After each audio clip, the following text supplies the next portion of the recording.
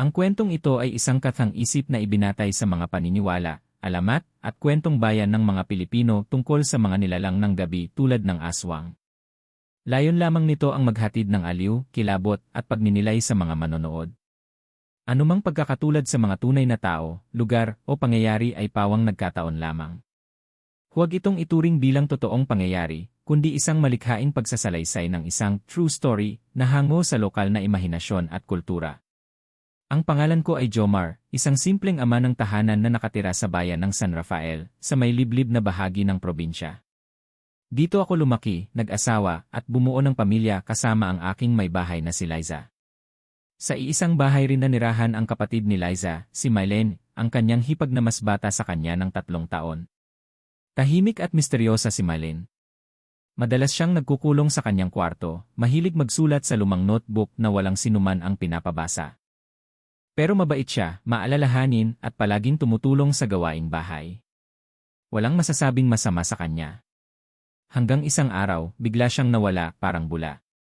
Isang gabi ng kakaiba nagsimula ang lahat noong 17 ng buwan. May handaan sa bahay ng kapitan dahil kaarawan ng kanyang anak. Naimbitahan kaming lahat, pati si Mylene. Habang ang mga tao'y abala sa sayawan at inuman, si Mylene ay nakaupo lang sa sulok, may hawak na isang basong juice, at tahimik na nakatingin sa kawalan. Napansin kong ilang ulit siyang lumilingon sa madilim na bahagi ng bakuran, doon sa may likod kung saan may malaking punong mangga.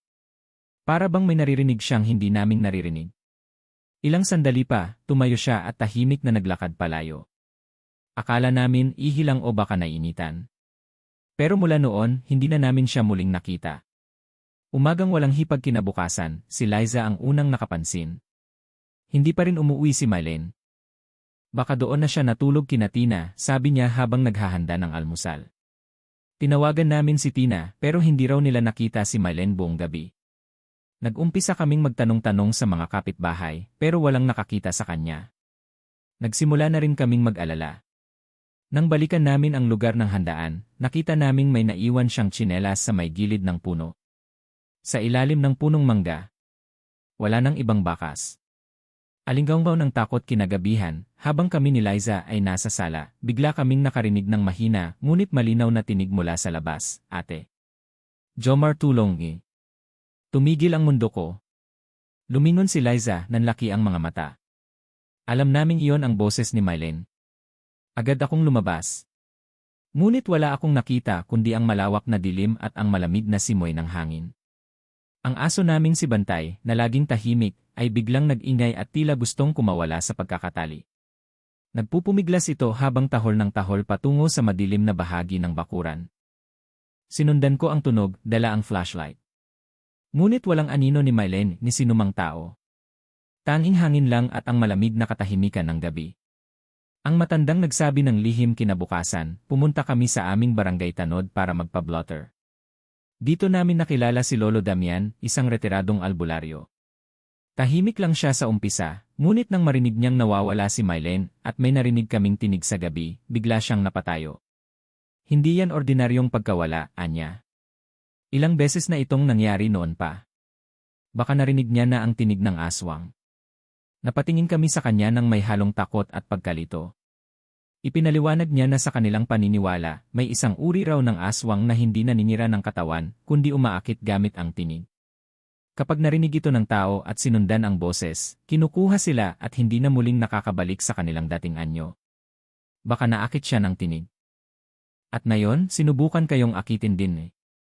Hindi ako makapaniwala pero si Liza ay tila natigilan at hindi na umimik. Alam kong may nararamdaman na siyang hindi tama. Simula ng paghanap mula noon, hindi na kami mapakali. Umikot kami sa buong barangay, nagsabit ng flyers, nagtungo pa sa mga kalapit baryo. Pero walang sinuman ang may nakita kay Mylene. Isang linggo na ang lumipas, at tila walang gustong tumulong sa amin, para bang may mga tao sa baryo na ayaw ng pag-usapan ang pagkawala niya. May isang matandang babae, si Aling Rosa, ang bumulong sa akin habang nagsisimba kami. Huwag ka nang maghanap kasi kung totoo nga ang sabi nila, baka ikaw pa ang isunod. Panibagong takot isang gabi, habang ako'y nasa sala. Bigla na namang narinig ang boses, "Ate. Jomar, andito lang ako." Hindi ako gumalaw. Hindi ako huminga. Tumingin ako sa likod bintana, at doon, sa may dilim, may aninong babae. Hindi ko maaninag ang mukha, pero alam kong siya si Mylene. Tumayo ako, lalabas na sana, nang biglang lumitaw si Liza at hinila ako. "Wag," sigaw niya. Sabi ni Lolo Damian, "Wag kang lalapit sa tinig, hindi yan si Mylene." Tumigil ang tinig. At ang anino unti-unting naglaho. Sa mga sumunod na araw, parang unti-unting sinakop ng takot ang aming buong bahay. Hindi na kami mapakali. Palaging nakakandado ang mga pinto't bintana, at palaging may sinding kandila sa bawat sulok ng bahay. Mula nang narinig naming muli ang tinig ni Mylene mula sa dilim, wala nang kapayapaang bumalot sa amin. Ngunit sa gitna ng katahimikan, isang gabing punang hiwaga at kilabot ang nagsiwalat ng bahagi ng katotohanan. Gabing walang bituin, ika-8 gabi mula nang mawala si Mylene. Walang buwan. Tahimik ang paligid. Habang naghahain si Liza ng hapunan, biglang tumahol ng malakas si Bantay. Sunod-sunod na tahol, tila may kinakatakutan o inaamoy sa paligid. "Baka may daga lang yan," sambit ko. Pero biglang may kumalabog sa bubong. Blag! Parang may malaking bagay ang bumagsak mula sa itaas. Sumilip ako sa labas ngunit wala akong nakita. Maya't maya, narinig namin ang mga yapak, mabibigat, mabibilis, tumatakbo sa ibabaw ng aming bubong. Liza ay napasigaw. "Ano yon?" Dali-dali akong kinuha ang flashlight at itinaas sa bubong, ngunit tila walang tao. Ngunit sa likod ng bahay, sa may puno ng saging, isang anino ang mabilis na dumaan. Hindi ko maaninag ang hitsura, pero isa lang ang tiyak, hindi iyon normal. Ang kwento ni Aling Maria kinabukasan, napagdesisyonan naming puntahan si Aling Maria, isang matandang babae sa kabilang baryo na kilala bilang Mata ng Gabi, dahil sa kakayahan niyang makita ang mga hindi nakikita ng ordinaryong mata. Nang ikwento namin ang nangyayari, biglang natigilan si Aling Maria. Kumapit siya sa rosaryo sa kanyang lieg at sabay bulong, "Ang tinig na narinig ninyo, hindi na kay Mylene galing. Isa na yung sinapian. Iyon ang tinatawag nilang tinig na nagpapalit anyo." Itinuro niya sa amin ang isang lumang kwaderno, kung saan may mga guhit ng mga nilalang na kadalasang kinatatakutan sa probinsya, tikbalang, kapre, manananggal, at isang nilalang na hindi ko pa narinig kailanman, aswang na tagahimig. Isang nilalang na hindi nananakmal gamit ang matalas na kuko, kundi gamit ang boses ng minamahal. Isang tinig na makakaakit kahit ang pinakamatapang na tao. Kapag sinagot mo ito, masasapian ka ng kanyang enerhiya. Kapag lumapit ka, ikaw ay magiging bahagi ng kanyang mundo, isang aninong buhay pero walang kaluluwa. Pagbabalik sa pinangyarihan, bumalik kami sa lugar ng handaan, sa ilalim ng punong mangga kung saan natagpuan ang tsinelas ni Mylene. Doon, humukay kami ng kaunti at nakita namin ang kakaibang bagay, isang pulang panyo na may nakabalot na buhok at kuko. Napaatras kami. Si Liza ay halos mapasigaw. Dinala namin ito kay Aling Maria at agad niya itong sinabuyan ng asin. Ito'y bahagi ng ritual, anya. Nilagyan ng sumpa ng pagkakawala. Ipinapahiwatig nito na sinadyang kunin si Mylene at hindi siya basta naligaw o nawawala. May sumakot sa kanya at sinisimulan na rin kaming targetin. Tinig mula sa tape recorder, nagdesisyon akong gumamit ng lumang tape recorder. Gabi-gabi ko itong inilalagay sa bintana ng kwarto ni Mylene, nakarecord buong magdamag. Sa unang gabi, wala kaming nakuha kundi huni ng kuliglig at tahol ng aso. Sa pangalawang gabi, may kakaiba. "Jomar, iligtas mo ako ang sakit," yun ang narinig ko pagkagising. Boses na parang si Mylene, ngunit may tunog sa likod nito, para bang may kasamang garalgal na tila may dalawang boses sa iisang bibig. Isa ang boses ng hipag ko at isang malalim at halakhaking hindi makatao. Ipinarinig ko ito kay Aling Maria. Napayo ko siya at mariing sinabi, "Hindi ka na lang basta nakakakita ng aswang. Inaanyayahan ka na nilang sumama." Pagbabalik ng multo kinagabihan, may mas matindi pa kaming naranasan. Habang tulog ang mga bata, si Liza ay nagigising sa panaginip. Humahagulgol siya sa kama, tumutulo ang luha habang nakapikit.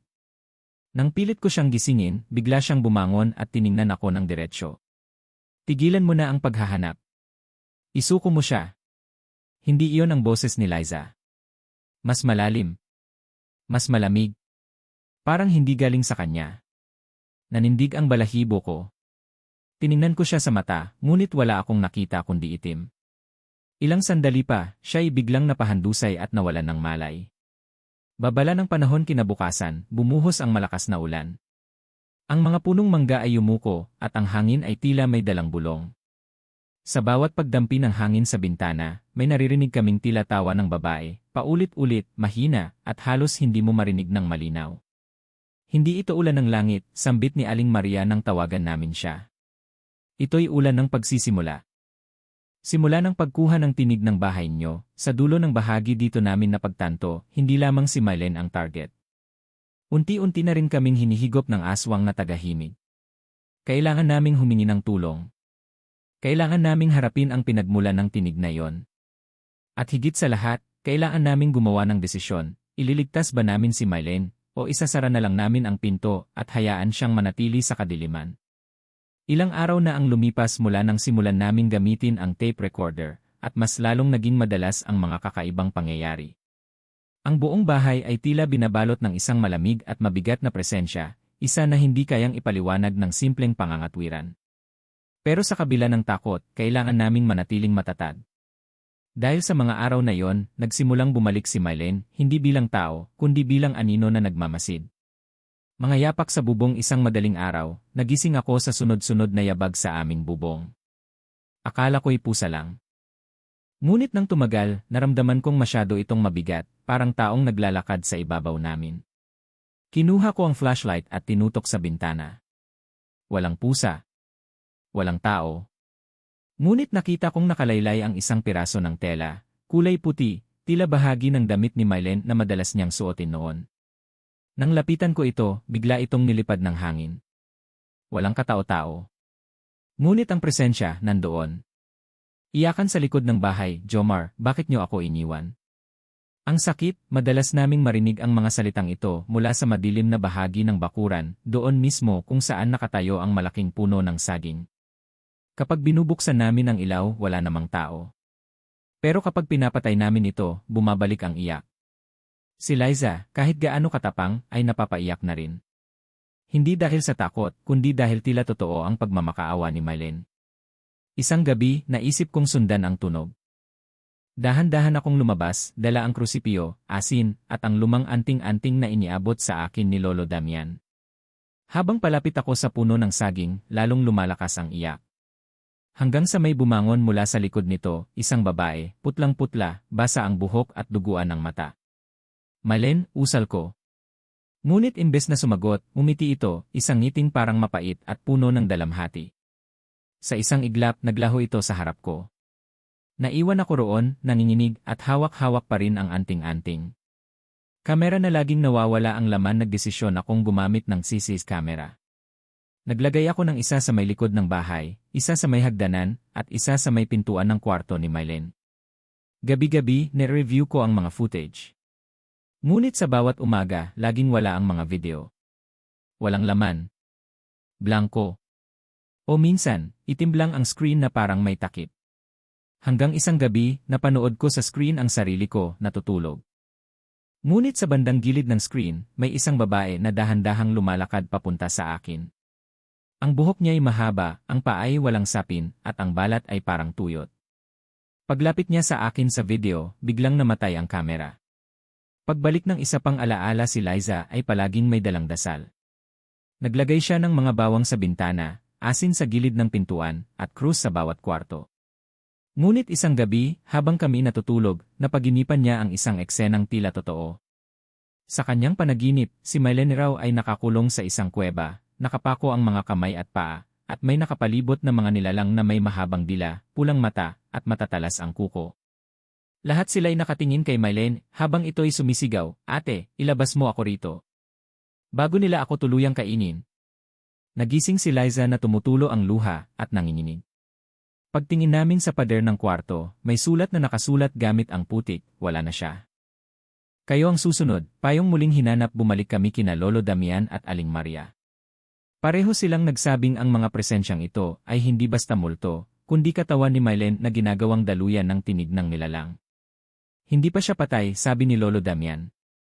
Pero hindi na rin siya buo. Ipinaliwanag ni Aling Maria na ang mga naririnig naming boses at nakikitang anyo ay bahagi ng ritual ng aswang na tagahimik. Sa loob ng 13 gabi, nagpaparamdam ang biktima sa kanyang mga mahal sa buhay. Sa ika-14 na gabi, kung walang sumagot o lumapit, tuluyan ng magiging alagad ang biktima ng kadiliman. Ngayon ay ika-10 gabi na, sambit ni Aling Maria. May 4 pa kayong gabi upang iligtas siya, huling senyales ng pag-asa isang gabi. Habang iniinspeksyon ko ang dating kwarto ni Mylene, nakakita ako ng lumang papel sa ilalim ng kama. Dito, isinulat niya ang huling entry sa kanyang diary, may tumatawag sa akin sa gabi. Boses na parang sinanay. Pero wala naman akong naririnig kundi siya lang. Gusto ko siyang sundan baka siya nga. Pero natatakot ako. Ayokong mawala. Pero parang hinihila ako ng tinig. Nang mabasa ito ni Liza, napahagulgol siya. Noon namin lalong naunawaan, si Mylene ay hindi simpleng nawawala. Siya ay nalinlang, napaibig sa boses, at unti-unting binabawi ng nilalang mula sa kanyang pagkatao. Sa dulo ng bahagi ang bawat gabing lumilipas ay katumbas ng isang hakbang palapit sa kabuang pagkawala ni Mylene. Ngunit kasabay nito, unti-unti na ring nilalapitan ang aming pamilya ng nilalang na hindi namin lubusang kilala. Kailangan naming magdesisyon, itutuloy ba namin ang paghahanap o tuluyan na naming ipagkakait ang sarili namin sa panganib. Ngunit isang bagay lang ang malinaw sa puntong ito, si Mylene ay naririto pa rin ngunit hindi na siya ang dati. Nang tumuntong ang ika-11 gabi mula nang mawala si Mylene, tila lalong lumalim ang gabi sa aming paligid. Kahit sa tanghali, may aninong tila bumabalot sa bahay. Hindi na lang ito simpleng takot. Isa na itong presensya, mabigat, malamig, at palaging nasa likod mo pero hindi mo makita. Lahat ng palatandaan ay tumuturo sa isang direksyon, ang gubat sa silangan, lugar na hindi basta pinapasok, at sinasabing tahanan ng mga nilalang na hindi dapat nababanggit sa liwanag ng araw. Ang gubat ng walang hangin ayon kay Aling Maria, kung may pagkakataon pang mailigtas si Mylene, matatagpuan ito sa kuweba ng mga nawawala, isang lihim na lugar sa gitna ng kagubatan.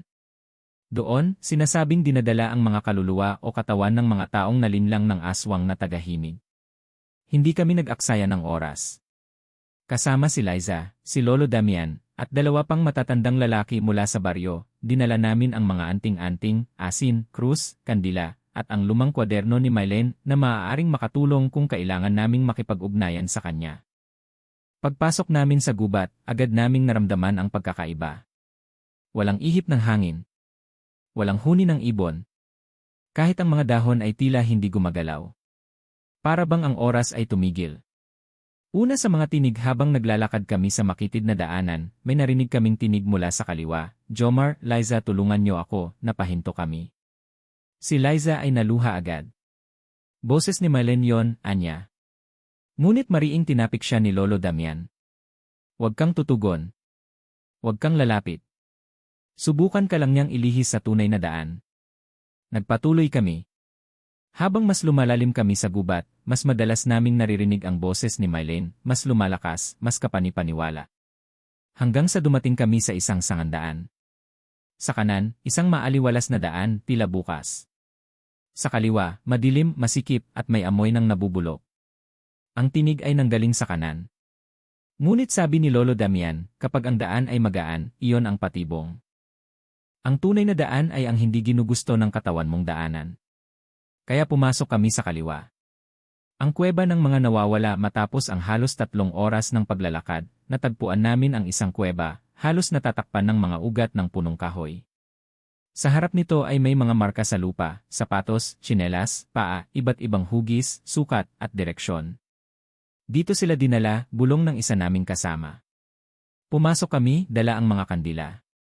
Sa loob, malamig. Ang tunog ng mga patak ng tubig ay parang orasan sa katahimikan ng kuweba. Hanggang sa makarating kami sa isang malawak na silid sa loob at doon namin nakita ang mga katawan. Hindi bangkay. Buhay, ngunit parang natutulog habang nakaupo sa gilid. Halos 20 sila. Lahat may puting mata, walang malay, at ang bibig ay bahagyang nakabuka. Ang mas nakakakilabot, lahat sila ay nagsasalita ng sabay-sabay. Tulungan mo ako, wala na akong oras, pakinggan mo ako, iisang tinig. Iisang ritmo. Parang chant ng kaluluwa.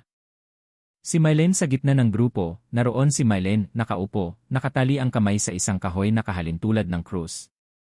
Ang buhok niya ay magulo, ang katawan niya ay parang pagod na pagod. Ngunit nang makita namin siya, napatingin siya agad sa amin. 8. Jomar, bulong niya. Lumapit si Liza. Muntik niya nang hawakan ang kamay ni Mylene, ngunit bigla siyang hinarang ni Lolo Damian. Wag! Hindi pa natin alam kung siya pa nga yan o isa lang sa mga nilalang. Dito kami sinubok ng tunay na panganib. Ang mga katawan sa paligid ay nagsimulang gumalaw, unti-unting tumayo at lumapit sa amin. Parang hinihila ng isang hindi nakikitang enerhiya. Ang tinig ng tunay na aswang biglang lumamig ang paligid.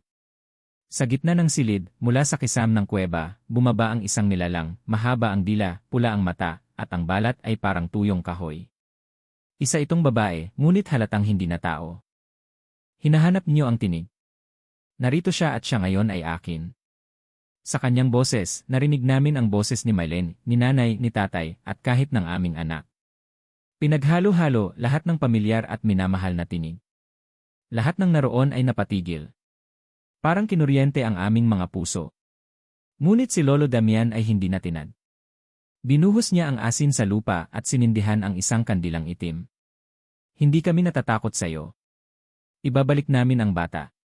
Nagsimula ang isang matinding pagyanig sa kuweba. Pagpupugay sa liwanag habang nagkakagulo, kinuha ni Liza ang kwaderno ni Mylene at binasa ang huling pahina. Kung sakaling mawala ako, sundan niyo ang liwanag ng dasal. Huwag ang tinig. Huwag ang boses. Liwanag lang ang totoo. Binulungan siya ni Aling Maria sa isip, ilawan mo siya gamit ang pag-ibig, hindi ang pandinig.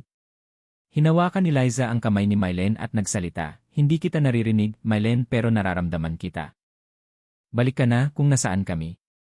Biglang sumigaw ang nilalang, habang ang katawan ni Mylene ay nilukob ng liwanag mula sa anting-anting ni Lolo Damian. Sa dulo ng bahagi pagkatapos ng sigawan at ilaw, natumba si Mylene sa sahig, tulog. Ang mga katawan sa paligid ay muling naupo at natigil sa pagsasalita. Ang nilalang ay naglaho, parang usok. At ang kuweba nagsimulang gumuho. Hinila namin si Mylene palabas habang nagsisimulang bumagsak ang mga bato. Isa-isa kaming nakalabas pero may naiwan sa loob. Makalipas ang gabing iyon sa kuweba, tahimik na ibinaba namin si Mylene sa likurang bahagi ng tricycle ni Mang Resty. Wala siyang malay, tila mahimbing ang tulog, ngunit hindi mapakali si Liza. Palagi siyang napapatingin sa kapatid, sinusuri kung siya ba talaga yon o isa lamang ilusyon na dinala ng dilim ng gubat. Pagdating sa bahay, agad naming inilagay si Mylene sa kanyang dating kwarto. Binuksan ni Liza ang mga bintana upang makapasok ang liwanag ng araw at hangin. Ngunit kahit anong ilaw ang tumama sa kanyang balat, tila wala siyang reaksyon. Wala siyang gising, wala ring panaginip. Isa siyang katawan na naroroon, ngunit hindi buo ang kaluluwa. Bumalik si Lolo Damian kinabukasan ng umaga, muling dumating si Lolo Damian sa aming bahay. Bitbit niya ang isang maleta na puno ng mga gamit, kandila, itim na libro, botelya ng langis, at isang lumang anting-anting na may mga sinaunang ukit. Hindi pa tapos ang laban, mariin niyang sabi. Nang tanungin namin kung anong ibig niyang sabihin, ipinaliwanag niya ang lihim na matagal na niyang inilihim sa karamihan. Ako ay dating tagapagbantay ng kuweba. Ang sumpang na ipasa ayon kay Lolo Damian, mahigit 50 taon na ang nakalipas. May katulad ng pangyayari sa aming baryo. May isang babae na nagngangalang Luningning, nawawala, at biglang bumalik matapos ang 3 linggo, tulala, at walang alaala. Mula noon, nagsimula ang mga panaginip, mga bulong sa gabi, at pagkamatay ng ilang miyembro ng pamilya nito. Hanggang isang gabi, ang buong pamilya ni Luningning ay natagpuang wala ng buhay, tila natulog ngunit hindi na nagising. Akala ng lahat, bangungot lang. Pero ako ang nakakita sa totoo, ang nilalang na gumagamit ng tinig, tinig ng ina, tinig ng ama, tinig ng mga anak. Lumingon ako at mula noon, hindi na ako naging ganap na tao. Ipinaliwanag niya na ang aswang na tagahimig ay hindi tulad ng karaniwang aswang na kumakain ng laman o dugo. Isa itong mas matalino at mas espiritual na ninirahan sa pagitan ng katawan at kaluluwa. Ritual ng pagbabalik may isa raw paraan upang tuluyang mabawi si Mylene. Ang ritual ng pagbabalik, isang sinaunang seremonya na pinapasa-pasa lamang sa mga tunay na albularyo. Ngunit may kabayaran, isang kaluluwang handang isakripisyo. Ang katawan ni Mylene ay narito, ngunit ang kaluluwa niya ay nakakulong pa rin sa pagitan ng gising at panaginip. Kailangan nating hilahin siya pabalik pero kung sino man ang gagawa ng ritual, dapat ay handang mawala. Tahimik kaming lahat. Liza ay biglang lumapit kay Lolo Damian at nagsabing siya na lang. Kung ako ang hinihingi ng tadhana para sa kapatid ko, handa akong mawala. Ngunit tinutulan ito ni Lolo Damian. Hindi. Ikaw ang pinili ng nilalang. Kung isusugal ka natin, baka mapasama ka pa sa kanya. May iba pang paraan. Kalansay ng panahon nais ni Lolo Damian na bumalik kami sa kuweba, hindi para hanapin si Mylene, kundi para kunin ang isang bagay, ang kalansay ng panahon. Ito raw ay isang lumang buto mula sa isang matandang babaylan na nilamon ng tinig maraming siglo na ang nakalipas. Kung mahahanap ito, maaaring gamitin bilang kikapalit na boses, upang guluhin ang nilalang at mailihis ang kanyang kapangyarihan. Gamitin natin ang sarili niyang boses laban sa kanya, paliwanag niya. Sa kabila ng pagod at takot, pumayag kami. Ngunit sa pagkakataong ito, kami lang ni Lolo Damian ang papasok. Ipinagbilin niya kay Liza na huwag lalapit kay Mylene kung ito ay magising, hindi agad, hindi pa. Bumalik sa gubat madaling araw, bumalik kami sa gubat. Ang kuweba ay bahagyang gumuho na, ngunit may isang bahagi pa ring bukas. Sumilid kami sa loob at mabilis na bumalik sa silid kung saan dati nakaupo si Mylene. Sa isang sulok ng kuweba, may isang hukay na may kahoy. Nang hukay namin ito, nahanap namin ang buto, maitim, tuyo, at may ukit na sinaunang sulat. Agad naming binalot ito sa pulang tela. Ngunit bago kami tuluyang makalabas, narinig namin ang tinig na ayaw naming marinig, bakit mo siya kinukuha? Hindi pa siya handa na palingon kami. Doon sa may dilim, isang peres ng pulang mata ang lumitaw. Ang tinig, minsan boses ni Mylene, minsan boses ni Liza, minsan boses ni Nanay, ay sabay-sabay na lumalabas sa isang nilalang. Ngunit sa halip na lumapit, ito ay umatras. Tila natakot sa dala naming kalansay. Hindi pa kayo panalo. Kukunin ko pa rin siya. Paglabas namin ng kuweba, bigla kaming napayuko nang bumalot ang hangin sa paligid, malamig, parang nagyelong hininga. Ngunit agad itong nawala. Tanda na panandalian lang ang pagkatalo ng nilalang. Pag-uwi at paghahanda pagka-uwi, agad sinimulan ni Lolo Damian ang paghahanda para sa ritual. Nilinisan niya ang kwarto ni Mylene, pinatay ang lahat ng ilaw, at sinindihan lamang ang isang kandila. Sa paligid ng kama, naglagay siya ng asin, dahon ng saging, langis, at ang kalansay. Nang buksan natin ang boses ng nilalang, kailangan din nating ipagdasal ang boses ng kaluluwa. Ang ritual ay hindi para sa katawan, kundi para sa puso at kaluluwa. Kailangan nitong maalala kung sino siya, kung saan siya galing, at sino ang nagmamahal sa kanya. Kaya sinabi ni Lolo Damian kay Liza, sa oras ng pagbalik niya ikaw ang dapat na marinig niya, hindi ang aswang, hindi ako, kundi ikaw kapatid na tunay, sa dulo ng bahagi sa wakas, nagsimula ang paghahanda para sa huling pagsubok. Si Mylene ay naroon pa rin tahimik, walang malay. Ngunit sa bawat pintig ng puso naming nagmamahal sa kanya, may pag-asang babalik siya. Ngunit ang tanong, paano kung ang nilalang ay handa na ring bumalik, hindi lang para kay Mylene, kundi para sa aming lahat? Sa gabing iyon, tahimik ang buong paligid. Ang mga ilaw sa bahay ay pinatay maliban sa isang kandila na nakapatong sa lamisita sa tabi ng kama ni Mylene.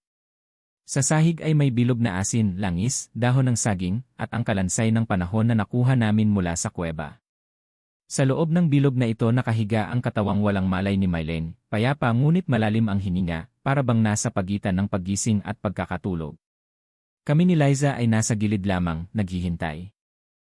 Si Lolo Damian ay umupo sa harap ng altar na itinayo niya. Doon niya inilagay ang 3 kandilang itim, ang pulang telang bumabalot sa buto, at ang luma niyang librong may mga sulat na hindi namin maintindihan. Magsisimula na ang ritual ng pagbabalik. Ang dasal ng albularyo pumikit si Lolo Damian, hawak ang isang kwintas na may palawit na anting-anting. Tahimik niyang inusal ang dasal, isang salitang tila luma at makapangyarihan, katawan ng gabi, tinig ng liwanag, kaluluwang nawala, ibalik. Ibalik. Ibalik. Habang inuulit niya ito, nagsimulang umingay ang hangin sa paligid ng kwarto. Kumakampay ang kurtina kahit sarado ang mga bintana.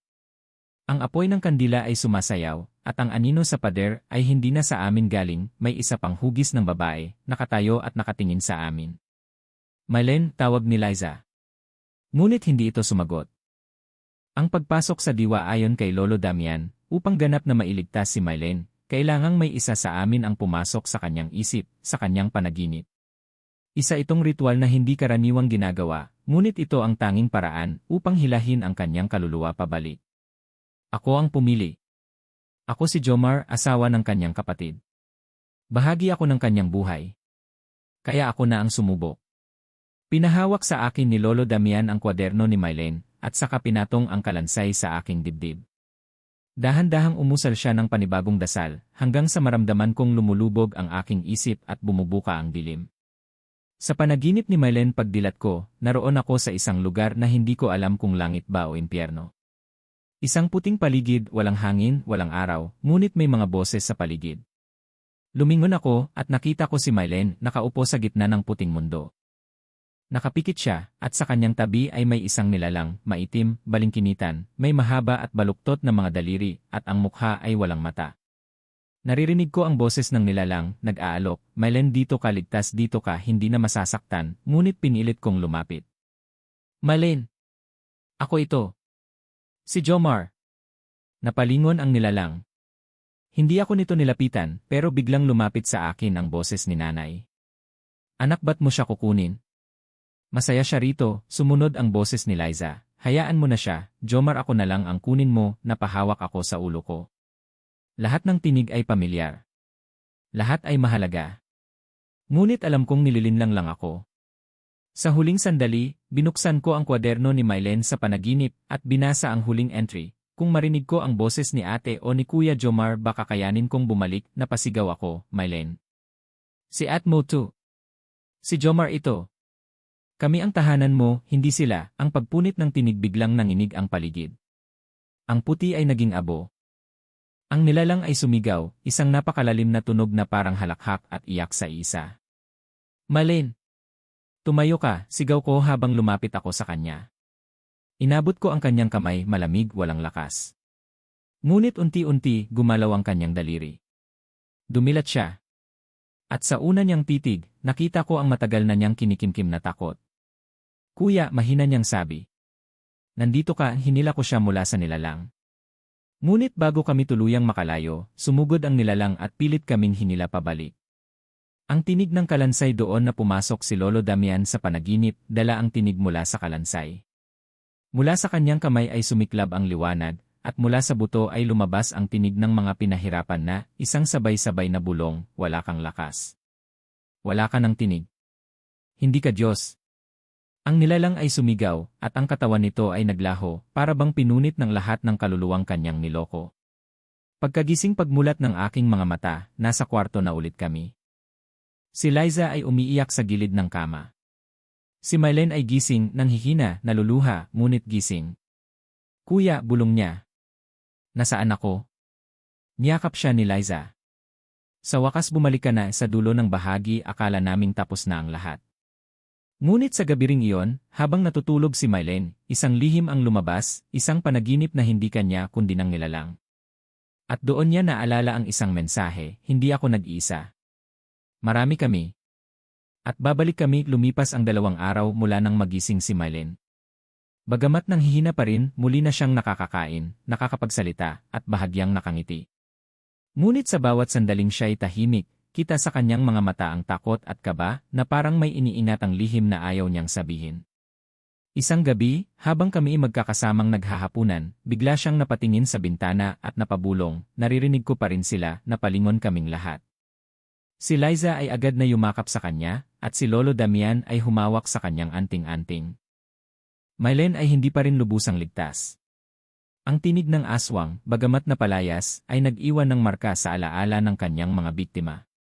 Muling pagdalaw ng kadiliman kinagabihan, habang tulog ang lahat, bigla akong nagising sa isang kakaibang pakiramdam. Parang may malamig na hiningang bumuga sa aking batok. Pagbukas ko ng mata, nakita kong bukas ang bintana, at ang kurtina ay sumasayaw sa hangin. Nilapitan ko ito at isinara agad. Ngunit bago ko tuluyang maisara ang bintana, may narinig akong boses mula sa labas. Kuya Jomar, hindi pa tapos ang lahat, napaatras ako. Tiningnan ko ang kama ni Mylene, siya'y tulog, ngunit umiiyak habang mahigpit na nakapikit. Paglapit ko sa kanya, mahina niyang sinabi, andyan na naman siya, hindi lang isa, marami na sila, ang lihim ng kalansay kinaumagahan, dinala namin si Mylene kay Aling Maria para ipasuri ang kanyang kalagayan. Nang inilagay ang kanyang palad sa ilalim ng usok mula sa insenso, biglang lumitaw ang anino sa kanyang balat, isang itim na bilog na may mga guhit na parang mata at dila. Ayon kay Aling Maria, ang aninong iyon ay marka ng natapos na ritual. Ngunit isa rin itong babala, Ang nilalang ay may kakayahang tumawag ng iba pa, hindi lang isang tagahimig, kundi isang lipi ng mga tinig na nilamon ng dilim. Sa ika-13 gabi, anya, magbubukas ang panghuling bintana, isang pagkakataong maaaring bumalik ang lahat ng tinig upang muli silang manlinlang, at baka sakaling mapasakamay nila si Mylene o kahit sino sa inyo. Ang bantay sa pintuan, inihanda namin ang bahay para sa gabing iyon. Ipinako namin ang mga kahoy na may ukit ni Lolo Damian sa bawat pinto. Sa sahig, asin at dahon ng saging. Sa kisam, palaspas at kandila. Ang bawat sulok ng bahay ay naging altar ng proteksyon. Ngunit sa kabila ng lahat, hindi pa rin kami mapakali. Si Mylene ay tahimik lamang, tila nagdarasal. Bago pumatak ang hating gabi, tinawag niya kami ni Liza. 8. Kuya, kapag hindi ko kinaya, huwag niyong ako hahawakan.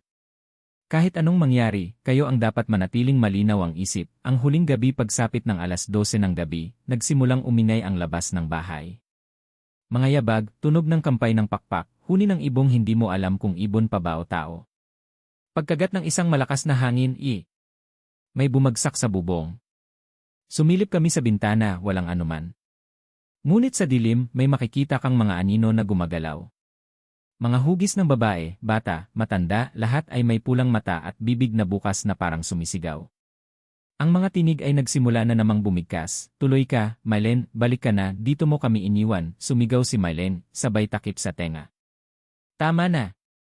Tama na! Ang katawan niya ay nagsimulang manginig. Muli siyang napahiga at biglang tumirik ang mga mata. Laban ng tinig at liwanag sa utos ni Lolo Damian, agad naming sinindihan ang itim na kandila sa ilalim ng kama. Ang kalansay ay inilagay sa kanyang dibdib.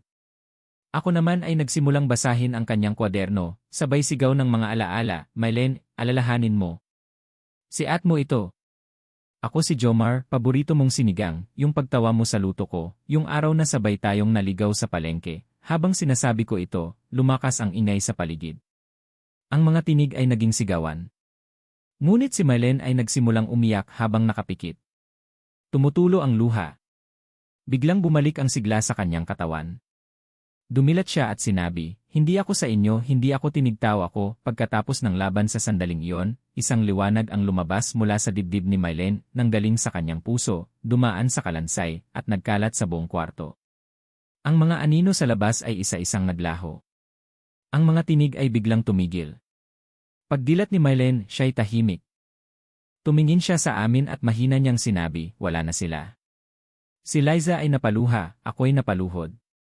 Si Lolo Damian, sa wakas, ay ngumiti. Sa dulo ng bahagi ang gabing iyon ang huling beses naming narinig ang tinig ng aswang. Ngunit natutunan namin na hindi lahat ng nilalang sa dilim ay nangangailangan ng sugat, minsan, sapat na ang boses upang wasakin ang isang pamilya. Ngunit kung matatag ang puso, malinaw ang alaala, at buo ang pagmamahal, walang tinig ang kayang magpalito sa iyo makalipas ang ilang linggo mula sa huling gabi ng pakikipaglaban kay aswang na tagahimig. Unti-unti nang bumabalik ang normal na daloy ng buhay. Si Mylene, na dati tahimik at takot na tumingin sa salamin, ay nagsimula ng ngumiti. Bagamat nananatiling maselan ang kanyang damdamin sa gabi, araw-araw siyang binabantayan ni Liza, kapatid na hindi kailanman bumitaw. Ako naman, si Jomar, ay mas naging mapagmasid. Mas tahimik. Mas maingat. Sapagkat pagkatapos naming makaharap ang dilim, natutunan ko, ang pinakamadilim na nilalang ay hindi palaging may sungay o matalas na ngipin. Minsan, ito ay isang boses lamang na masyadong pamilyar. Ang liham sa luma niyang diary isang umaga, habang nililinis ni Mylene ang kanyang lumang aparador, nahanap niya ang diary na iniwan niya bago siya tuluyang nawala. Nakasiksik ito sa pinakailalim, bahagyang kinain ng alikabok at amag. Binuklat niya ito at tahimik na nagbasa hanggang sa tumulo ang kanyang luha. Nilapitan siya ni Liza at tahimik na umupo sa tabi. Pagkatapos ng ilang sandali, iniabot ni Mylene ang isang pahina sa akin. Narito ang laman, kung sakaling ako'y mawala at hindi niyo na ako makita gaya ng dati, sana maalala ninyong ako ay naging masaya. Natakot man ako, nalito at naligaw, hindi niyo ako binitiwan. Salamat sa liwanag ninyo. Dahil sa inyo alam kong ako pa rin ito. Ako pa rin si Mylene. At hindi nila ako nakuha. Tumayo ako at tahimik na niyakap siya. Pagpapalaya sa mga alaala ayon kay Lolo Damian, kahit na wala na ang tinig ng aswang, mahalagang isagawa ang ritual ng paglimot, isang seremonyang hindi para sa mga espiritu, kundi para sa mga tao. Ito raw ay pagsasara ng pinto, hindi dahil sa takot kundi dahil sa paggaling. Sa araw ng ritual, dinala namin ang diary, ang kwaderno ng mga alaala, at ang natitirang buto ng kalansay. Sa tabi ng ilog, doon kung saan madalas kaming mag-ihaw tuwing Pasko, nagtipon kami. Dinaluhan ito ng ilan sa mga taga-baryo, ang mga nakakaalam ng totoong nangyari, at ang mga nanahimik sa tabi. Pinatungan ni Aling Maria ang lumang kwaderno ng bulaklak at kandila. Sinindihan niya ito. Isa-isa naming binasa ang mga masasayang alaala kay Mylene, mula sa pagkabata hanggang sa panahong siya'y unti-unting nawala. Walang binanggit tungkol sa aswang. Walang tinig. Puro liwanag lamang. Nang tuluyang masunog ang diary, ang abo nito ay itinapon sa ilog. Kasabay ng pag-agos, doon tuluyang nilinis ang huling bakas ng kadiliman sa kanyang buhay. Muling pagbangon makalipas ang isang buwan, nagsimulang muli si Mylene. Nag-aral siya ng online business, natuto magtanim ng halamang gamot, at tinulungan si Liza sa maliit naming tindahan. Bagamat may gabi pa rin siya'y napapanaginipan, agad siyang nagigising at marunong nang magsindi ng kandila sa tabi ng kanyang kama. Dati, sabi niya sa amin, akala ko ang kahinaan ay kapag umiyak ka sa gabi. Pero ngayon, alam ko na ang lakas pala ay kapag kahit umiiyak ka, pilit mo pa ring bumabangon kinabukasan. Si Lolo Damian at ang huling paalam isang araw, muling bumisita si Lolo Damian. Ngunit sa pagkakataong ito, hindi na siya dala ng dasal o pangontra. Bitbit niya ang kanyang sako at ibinigay ito sa amin. Panahon na para ipasa ang kaalaman, sabi niya. Hindi na ako bata. At sa baryong ito, kailangang may bagong tagapagbantay. Tiningnan niya si Mylene. Ang mga nilalang ng dilim ay mahilig sa takot. Pero natutunan mong tumayo sa gitna ng kadiliman. Kaya kung darating man ang panibagong boses sa ibang pamilya, ikaw ang magiging tinig ng liwanag. Umalis si Lolo Damian kinabukasan. Wala na siyang iniwang paalam.